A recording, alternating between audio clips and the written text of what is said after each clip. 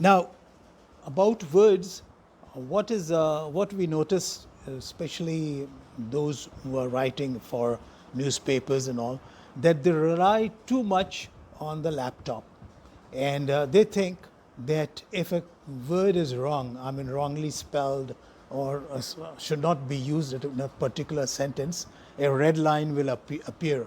But this is not true. See, the red line appears only when the word is spelled wrongly. It has nothing to do with the meaning. Now, there are quite a number of words which sound the same, but they have completely different meaning. For example, most of the mistakes I notice have to do with words like carrier.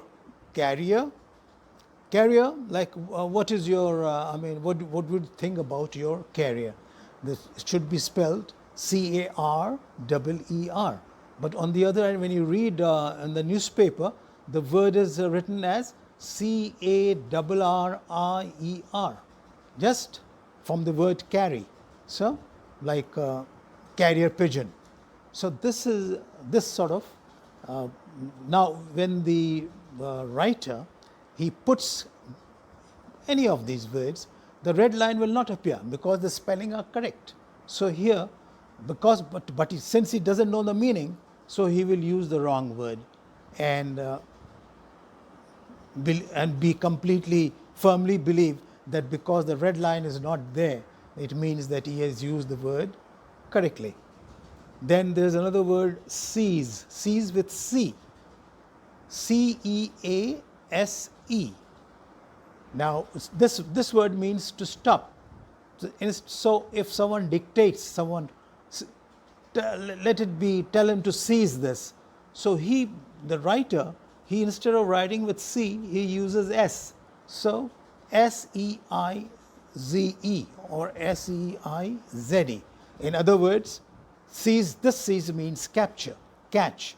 So he makes a major mistake because the red line doesn't appear and he is relying on the laptop.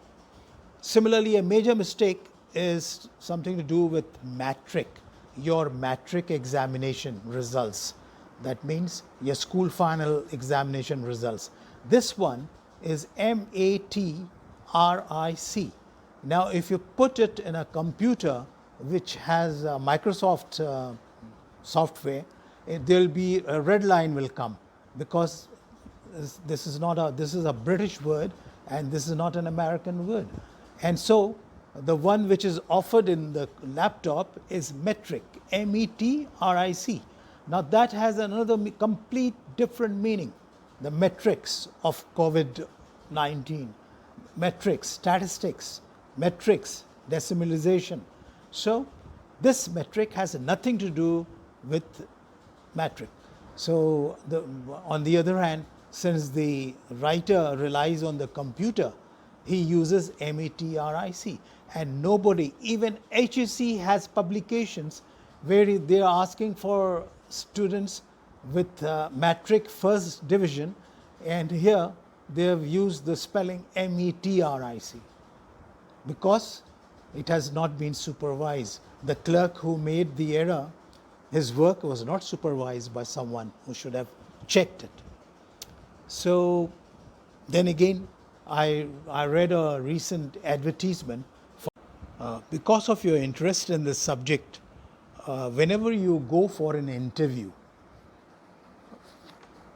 some of the questions you'll always be asked are like of this nature.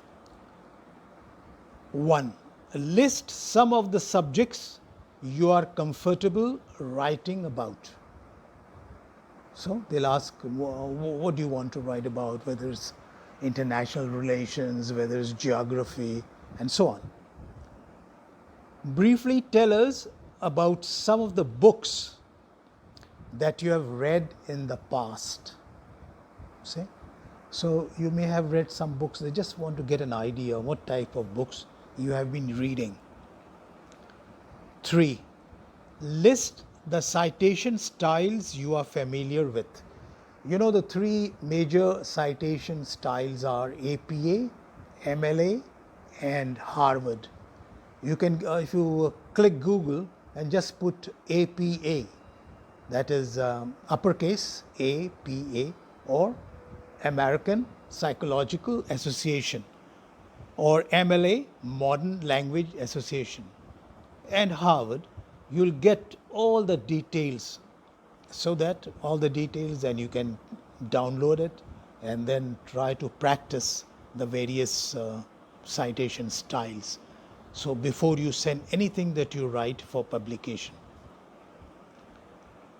Number 4, can you, this is very important, can you adhere to firm deadlines? Give an example from your life experience. You know, anything about writing in the newspaper, magazines, or in the media has to, that you have to cover a certain deadline.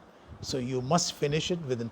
And so what they want, give an example from your life experience of any day or any week you had to do something according to a deadline and what it involved. And last but not the least, and this is very, very important, this is the most important rather, briefly describe plagiarism in 2 sentences or less. Because always the most difficult thing is that the people have this tendency, sometimes they lift complete passages from those written by other writers, and they never let you know that they never inform you that this has been taken from this book, or this passage has been taken from this writer. And so this is what plagiarism means, not to lift someone else's work.